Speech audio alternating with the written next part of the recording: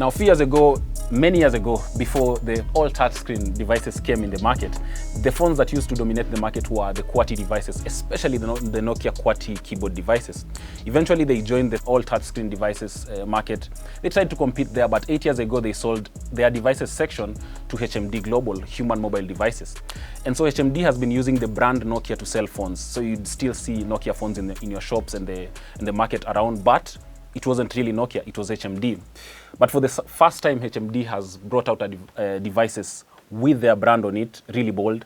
And they assemble these things in Kenya, very good stuff about it. I've had a chance of interacting with these devices, especially the HMD Pulse Pro. This is the Pulse without a Pro.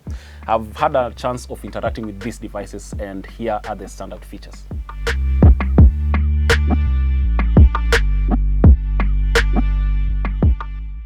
While the camera is the most important feature on this market, I'll start with the battery on this device.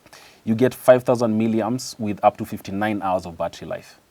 Now, this device comes with a 256 GB storage capacity with 8 GB RAM, which comes in handy, especially when you want to push this phone. If you're a person who pushes the phone, especially gamers and all those people, but a day-to-day use case, that 8 GB RAM is really more than you can need. But something about the HMD devices and the difference between the previous Nokia devices and this HMD is that on the previous Nokia devices, it used to be all stock Android, where you get the Android as if you're getting it from Google. But these devices are, in between, close to stock Android.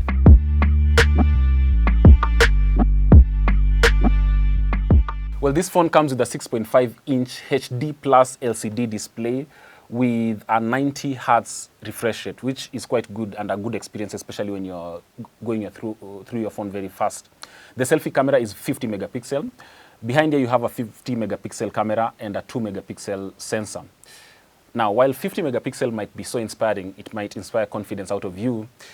After testing this phone for around 3 weeks, these cameras have become so underwhelming that I think this is the only proposal I'd like changed on the next version of these phones.